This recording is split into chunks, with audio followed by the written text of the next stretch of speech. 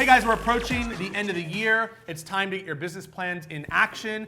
For me, I always looked at all my pillars of business. One of my second biggest producing pillar of business was builders, the builder business. Obviously, there's two types of builders. There's custom home builders, and then there's tract home builders. I did great business with tract home builders, and I figured I'd give you guys a little background of what I did. Maybe you guys can take it to your builders in your local community. Every market's different. I think right now there's a lot of homes that are being built, a lot of money. Builders are back, baby, woo, right? And that means more commissions for us realtors. So here's what I did. Number one, I needed to identify where the builders were. So what I did was I joined the BIA, the Builders International Association. Guys, it costs money, not gonna lie, it costs money, but I knew that was a pillar of my business and that's where I wanted to dominate. So I joined that and I got to build rapport with folks, right? Started to go to like charity events and galas and stuff like that. And I met a lot of great people, a lot of big builders were there. The second thing I did was I went to almost every other planning committee in my city and county. Guys, you have to think, builders, they have to get plans approved. They got to get permits. And they're down at the city and county and they're at the planning committees and they're learning about what's going on. Well, guess what? I was right there listening, watching, and trying to meet people. I was providing value of, hey, what market's great? Why do you think this market's great? What are you doing? Why are your homes better? I was doing all of that. So join something where builders are. For me, it was the county and the city planning commissions right there, and it was also the BIA. Now, the second thing was building rapport. I built a lot of rapport. This didn't happen overnight. So I didn't join these and now builders are calling me like, hey Tyler, can you get my home sold and can you list and can you represent this? It didn't happen like that. It took a good 7 months of me building rapport. I was very interested in knowing what the builders were doing.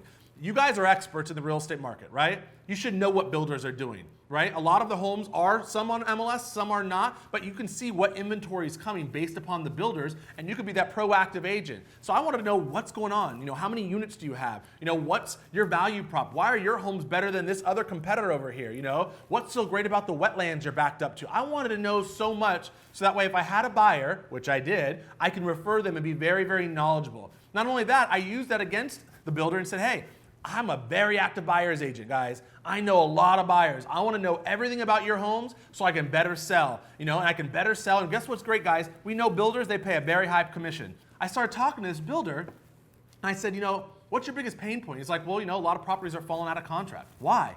I don't know. And, you know, so he has a huge community. He has his W-2 employee, you know, realtor who was selling them because that's all they did was sell them. But they didn't have someone to represent the sales of the people who needed to buy. So let me give you an example. The homes that this builder had were around 500,000, not for first-time home buyers. So usually, someone who had to purchase his house, these brand new homes, had to sell their house. Well, guess what? These people were just using any other realtor. I said, you know, they should use me. I'm a great realtor. I can give you really good comps. I can make sure they list it at a price that's going to sell, not list, right?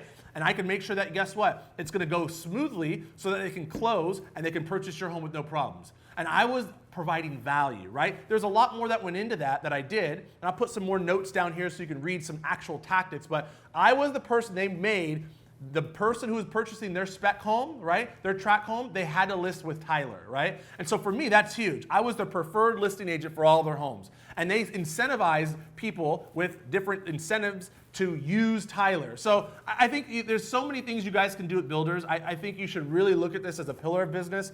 It was a huge return on investment for me. I got to learn about builders. Next thing you know, I got into the custom home market because some of them started to do custom homes from track. It was a really big success. I think you should be being proactive with these builders, trying to build rapport, identifying their problems, meeting their problems, and showing them your value prop of why they should use you and depend on you to help sell some of the homes or list some of their homes when they can't move inventory. Good luck, guys. It's a great business out there. Ciao.